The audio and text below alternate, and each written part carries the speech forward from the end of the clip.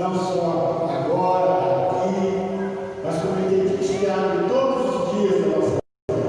Nós estamos começando mais um culto de louvor e adoração a Deus, essa noite maravilhosa que o Senhor tem nos concedido. Ó Deus, que possamos, nessa noite, estarmos preparados para prestarmos um culto ao Senhor, um culto de adoração, um culto de louvor, um culto em que o Senhor vai se agradar de nós.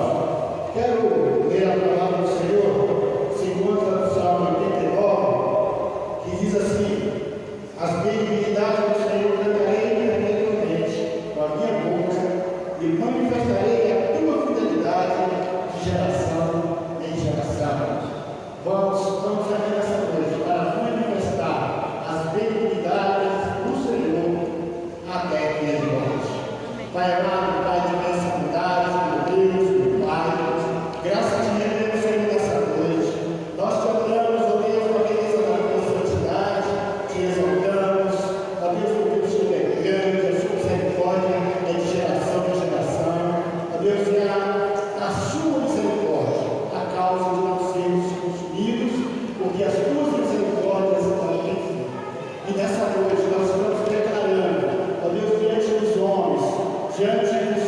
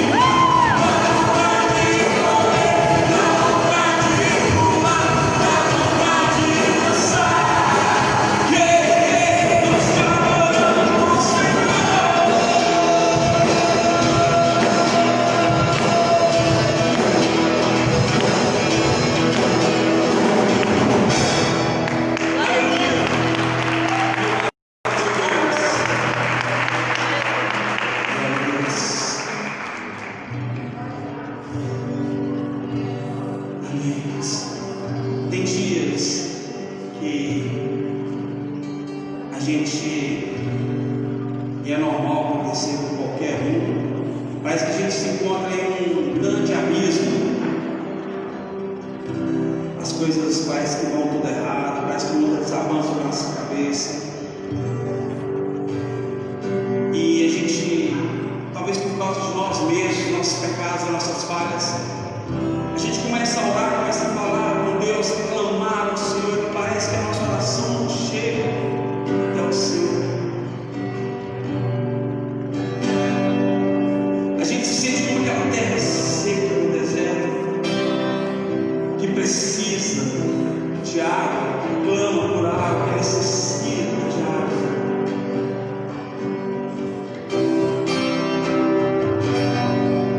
Na nossa oração, parece que a gente começa a lutar contra nós mesmos.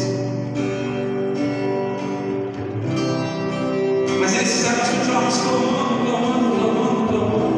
nos humilharmos perante a potente mão do Senhor.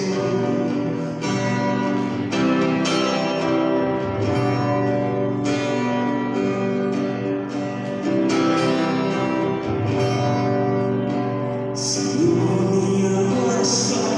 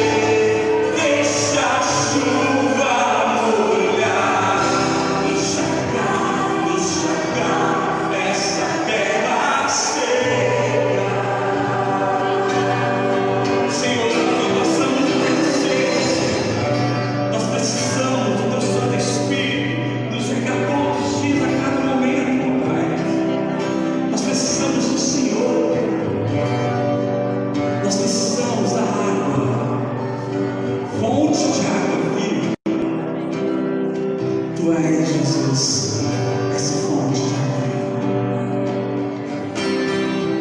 Tu és o nome que está acima de todo nome.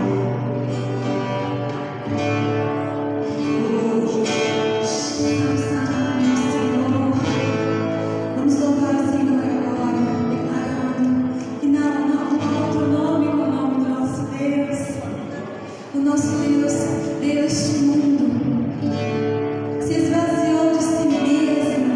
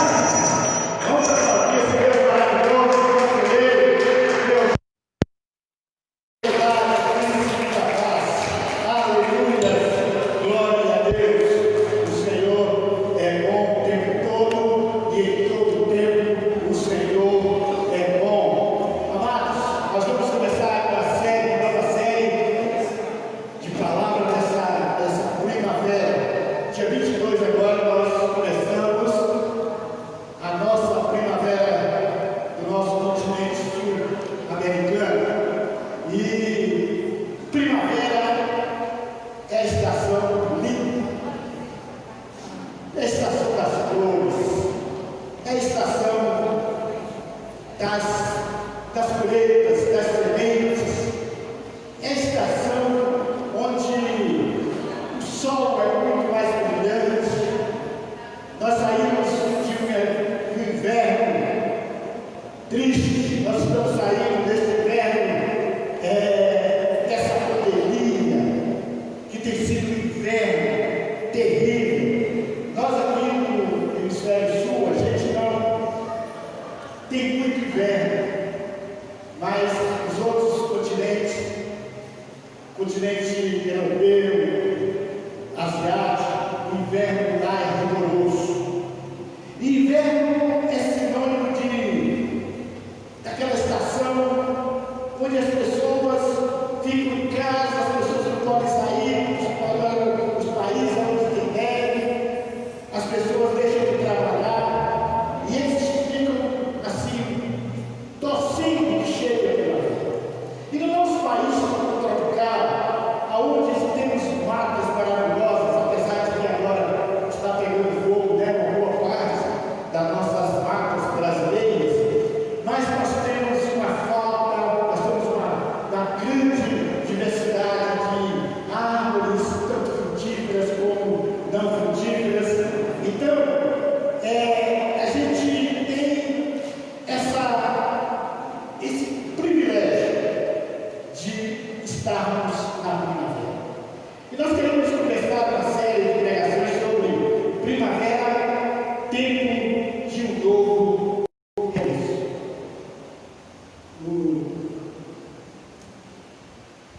Só está aí. Primavera, tempo de um novo recomeço. Recomeçar. A vida do ser humano, ela está sempre, de alguma maneira, recomeçando. Recomeçar faz parte da nossa vida. Desde que a gente se entende, que a gente começa a tomar entendimento da nossa vida, todos os dias, ao acordarmos, nós estamos buscando novos recomeços.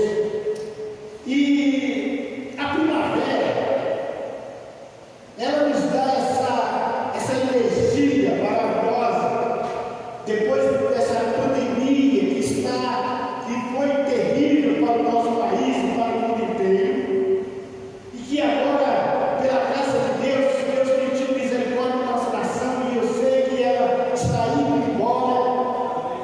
Amém? Então nós vamos começar uma nova primavera. Há um clima de expectativa agora. As empresas estão se preparando para voltar com a sua carga total. O comércio, a agricultura. Então está naquela expectativa dessa primavera ser uma primavera de novos recomeços. E por que não na nossa vida espiritual?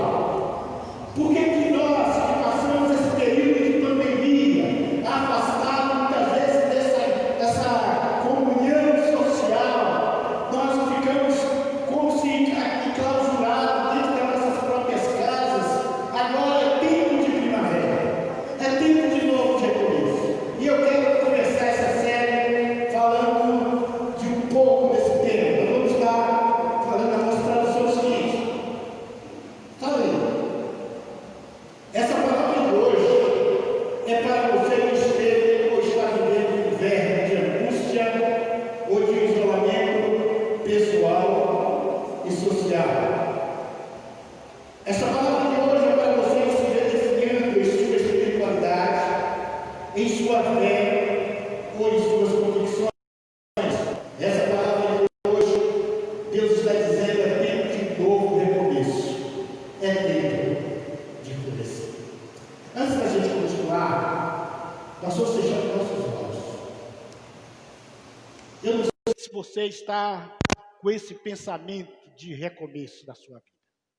Talvez você está saindo desse inverno rigoroso, de tristeza, de angústia, de dor, de solidão, de decepções.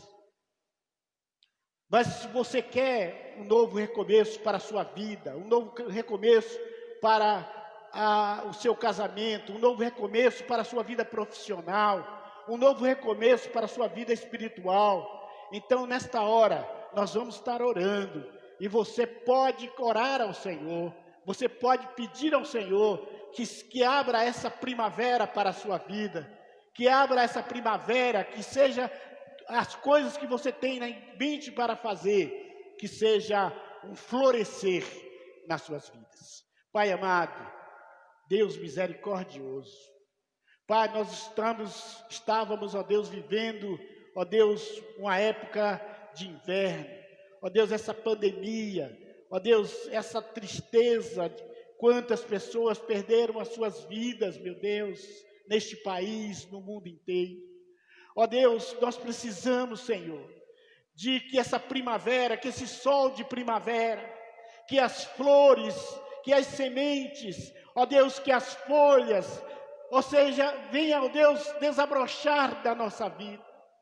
Ó Deus, é um novo tempo, o tempo de cantar chegou, o tempo de abraçar chegou, o tempo de glorificar ao Senhor chegou, o tempo de falarmos novas línguas, termos novas visões, novos sonhos. Ó Deus, é tempo de primavera. Ó Deus, que haja, ó Deus, uma primavera, ó Deus, desabrochando da nossa vida nessa noite, na vida das pessoas que estão aqui, na vida das pessoas que estão nos vindo por esse culto ao vivo, ó Pai. Ó Deus, que haja uma primavera, meu Deus, dos relacionamentos, ó Deus, conjugais, que haja uma primavera nos relacionamentos entre pais e filhos, entre familiares, ó Deus, para este país, meu Deus, que haja uma nova primavera, ó Deus, porque o inverno já passou, as coisas difíceis, tristes, ó Deus, não estão ficando para trás, porque agora nós estamos vivendo esta primavera, queremos viver esta primavera em nome de Jesus. E você, se acredita nisso, diga amém. Amém e amém. Primeiro lugar, queridos, primavera é tempo de relembrar os dias tenebrosos do inverno. Não poderemos começar uma primavera se a gente não parar para meditar daquelas coisas do inverno. Claro que nós não vamos ficar apegados a ela. Relembrar não significa se apegar. Relembrar não significa você não desgrudar daquele passado, daquele inverno terrível, frio, gelado, cheio de consequências, cheio de dificuldades. Mas nós precisamos relembrar. E a palavra de Deus, ela é cheia, ela é rica em nos dar para a gente fazer essa comparação entre o inverno e entre a primavera. Então, nós queremos ter como base da nossa palavra nessa noite o capítulo 1 de Joel. Joel é um dos profetas menores e que profetizou num tempo de inverno. O inverno rigoroso, o inverno espiritual que Israel estava vivendo. E nesse capítulo 1 nós vamos ver algumas coisas que o inverno fez na vida de Israel e que muitas vezes fazem na vida de muitas pessoas. Os textos estão ali, os irmãos que quiserem acompanhar, ele está numa linguagem totalmente diferente muitas vezes da sua versão que você tem aí. Joel capítulo 1, versículo 2 diz assim: ouçam isto, anciãos, escutem todos os habitantes do país. Versículo 2: já aconteceu algo assim nos seus dias? Ou nos dias dos seus antepassados? Irmãos, essa pergunta é para nós. As pessoas mais idosas que estão nos vendo, será que já viram coisas acontecer do que aconteceu nesse inverno? Pessoas morrendo, pessoas sem poder, dando tempo nem de chegar no hospital. Esse país passou por uma situação terrível. Foi o inverno que muitas vezes ninguém imaginava quando começou essa pandemia, ninguém imaginava que seria essa coisa, essa destruição terrível, milhares e milhares de pessoas sofrendo, milhares de pessoas procurando ar para respirar, milhares e milhares de pessoas buscando um aparelho para recompor a sua respiração, porque ele não conseguia mais respirar por conta própria. Ou seja, Joel, e nos tempos hoje, nunca os nossos anciãos, os nossos pais, não imaginava o que iria acontecer. Versículo 3.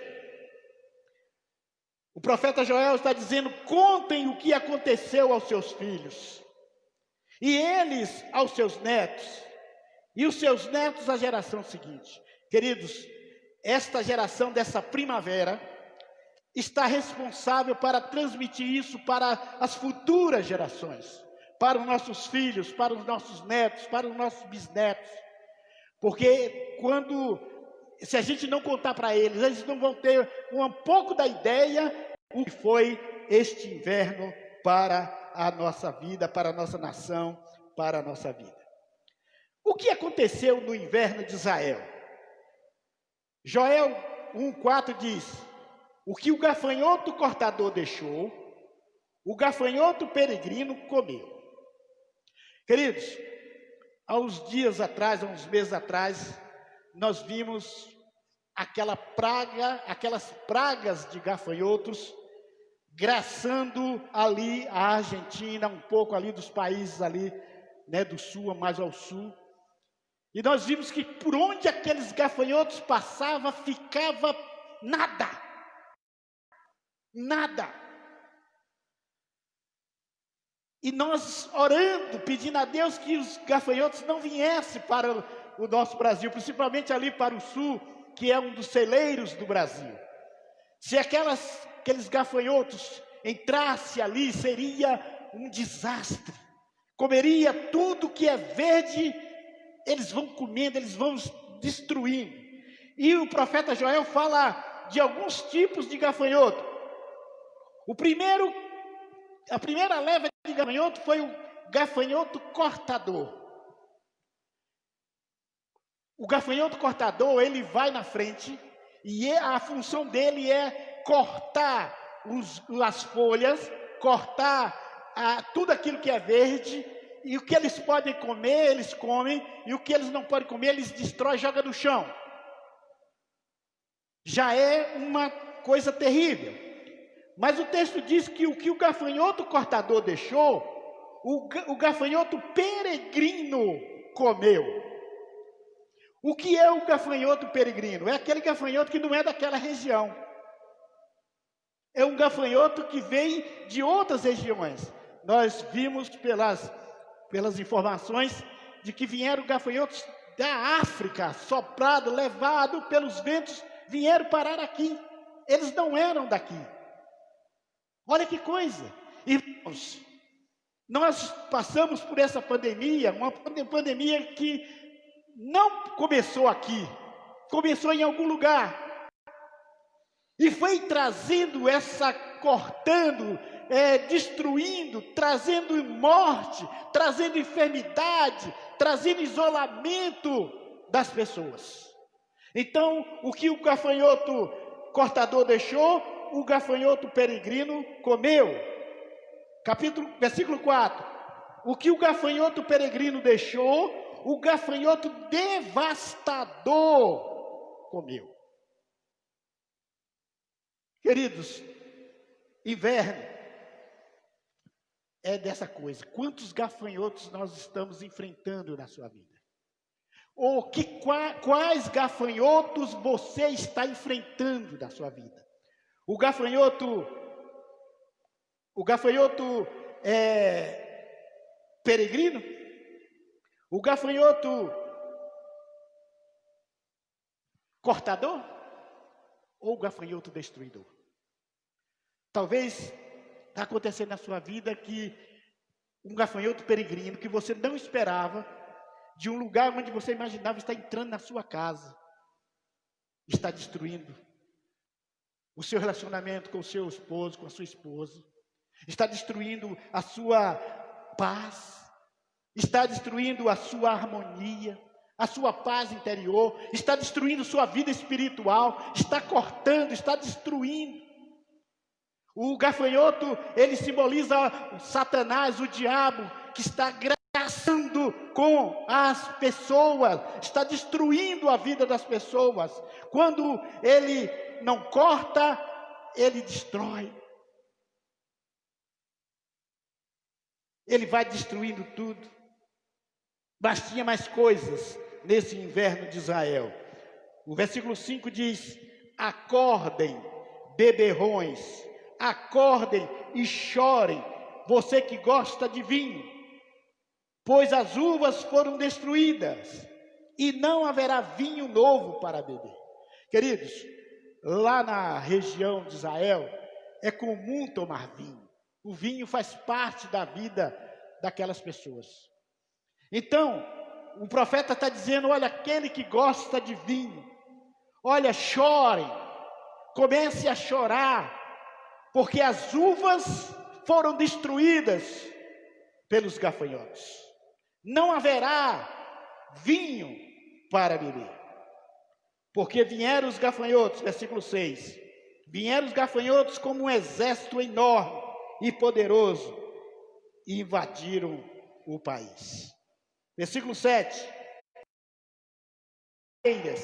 acabaram com as nossas figueiras. Queridos, a parreira, ela é responsável por produzir as nossas melhores uvas. Dois frutos importantes na vida de Israel: as parreiras e as figueiras. Ou seja, o gafanhoto tinha destruído coisas importantes na vida de Israel. E muitas vezes esses gafanhotos estão destruindo coisas que você demorou anos para construir. Esses gafanhotos, eles estão destruindo aquelas coisas que é mais preciosa para você, para a sua família, para a sua vida. Porque os gafanhotos, eles estão aí para destruir. Jesus fala que o diabo, ele veio para matar, roubar e destruir. Mas Jesus veio para que tenhamos vida e vida em abundância. Versículo 7. Olha o que os gafanhotos fizeram. Além de acabar com as parreiras, além de acabar com as figueiras, arrancaram as cascas das árvores, deixando os galhos completamente brancos. Queridos, esse tipo de gafanhoto era terrível. Eles não se contentavam em cortar as folhas. Eles não se contentavam em comer as folhas. Eles não se contentavam em destruir tudo que era verde. Eles agora, com seus dentes afiados, com seus serrotes afiados, eles estavam descascando, arrancando as cascas das árvores. Amados, o diabo, ele não se contenta em simplesmente te dar uma rasteira. O diabo, ele não se contenta simplesmente em fazer você passar por uma contrariedade. O diabo, ele não se contenta em simplesmente querer destruir o seu casamento. Ele quer te matar. Ele quer arrancar as cascas das suas árvores. Essa árvore que é você. Ele quer deixar você totalmente aniquilado. O diabo quer destruir a vida da humanidade. Esse é o grande papel de Satanás, esse gafanhoto que não se contenta em destruir, não se contenta em cortar só as folhas, ele derruba tudo, inclusive ele tira as cascas destas árvores. As árvores, quando ela é descascada, a tendência dela é morrer. A casca significa proteção. Lembrar do inverno de Israel. Joel continua no versículo 8. Chore com uma jovem vestida de luto, que chora a morte do seu noivo. Queridos, imagine, vamos imaginar aqui uma moça que está se preparando para casar. Está tudo pronto. O vestido está pronto, que é a preocupação da noiva é o vestido. A casa está montada. Os padrinhos já estão convidados. A festa já está aprovada. E de repente chega a notícia que aquele noivo morreu. Como é que fica o coração dessa jovem? Em vez dela vestir o vestido de casamento, aquele vestido branco, maravilhoso, ela vai ter que vestir o vestido preto do luto. Quantas pessoas nesta pandemia estavam se preparando para vestir o vestido nupcial, para vestir aquele vestido de noiva, tão sonhado, e teve que vestir um vestido de luto. Quantos noivos estavam lá com o seu terno preparado, esperando a hora de entrar na igreja para receber a sua amada, e de repente teve que muitas vezes enterrar a sua noiva. É esse o sentimento que Joel está descrevendo para nós. Chorem, Israel, chore como uma jovem vestida de luto, que chora a morte do seu noivo. Chore, trabalhadores do campo, versículo 10. Os campos estão arrasados, a terra está de luto, pois os cereais foram destruídos, e as parreiras e as oliveiras secaram. Ou seja, aquele desastre total, a terra estava sem nada. Irmãos, muitas vezes, olhando para o nosso país, muitas vezes nós estamos com os armazéns abastados de soja, de algodão, de milho, de feijão, mas muitas vezes muitos lares do Brasil está como essa terra seca, que os irmãos acabaram de cantar. Os lares de muitas pessoas no nosso país está vivendo uma sequidão. As estatísticas estão dizendo que essa pandemia, vocês vão ver os relatórios do próximo ano. O número de pessoas que se suicidaram foi maior. O número que mataram os seus cônjuges, que agrediram. As delegacias de mulheres está abarrotada de processos de marido contra mulher, de mulher contra marido. As relações entre pais e filhos, que no princípio dessa pandemia, todo mundo dizia assim, agora é hora de ficar em casa, porque eu não tinha tempo, porque eu tinha que trabalhar. As relações ficaram, depois dos primeiros dias, as pessoas começaram a não suportar os filhos.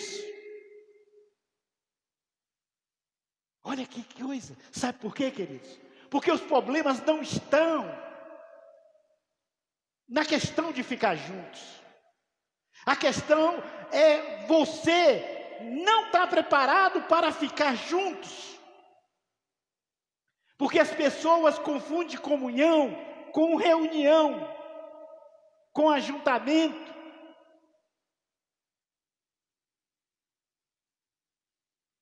Não dá, queridos.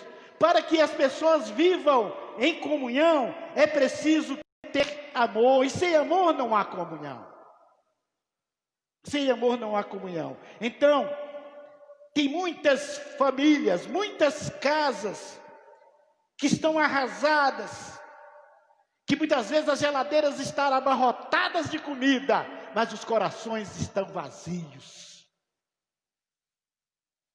Tem lares que tem 2, 3 carros na garagem, mas é uma sequidão, é uma destruição, é uma devastação nas relações pessoais. Versículo 11. Fique desesperado, vocês que trabalham nos campos. Esses últimos dias, nós vemos as pessoas desesperadas, os agricultores, esses incêndios que estão acontecendo no Pantanal e em tantos outros lugares do Brasil. As pessoas vendo sendo destruído pelo fogo as suas propriedades, os seus sítios, as suas fazendas, as suas produções de algodão, ou seja, o fogo destruindo tudo isso, e as pessoas desesperadas. Parece que essa profecia de Joel é para esse tempo, esse inverno que nós estamos vivendo. Chorem vocês que cuidam das parreiras, pois não há trigo, nem cevada, todas as... E aí vem também uma palavra para os líderes religiosos. Sacerdotes, vocês que apresentam a oferta no altar, vistam roupa de pano grosseiro e chorem. Queridos, a ordem da profecia era que toda a sociedade de Israel deveria chorar. Os sacerdotes deveriam chorar porque as ofertas no altar não estavam chegando, porque o país não tinha o que ofertar. Quantas vezes, queridos, as pessoas estão deixando de ofertar, e eu estou falando das suas vidas. Não estão ofertando as suas vidas no altar do Senhor, porque está vivendo uma sequidão, está vivendo uma devastação, está vivendo um deserto, está sendo destruído, não há o que ofertar, porque o seu coração está triste, porque o seu coração está angustiado, e ela não tem como ofertar a sua vida no altar de Deus. Servos do meu Deus, venha ao templo, chore a noite inteira, pois na casa do nosso Deus não há mais ofertas de alimento nem de vinho.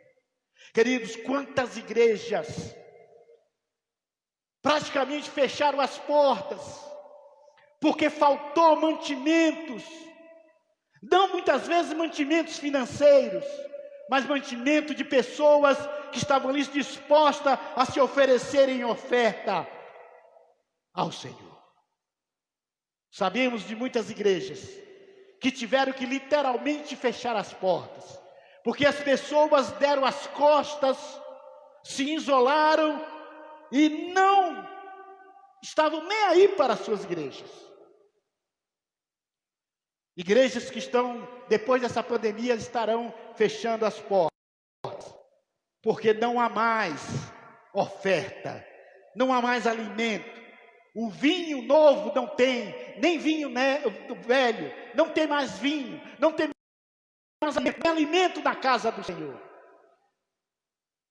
Então,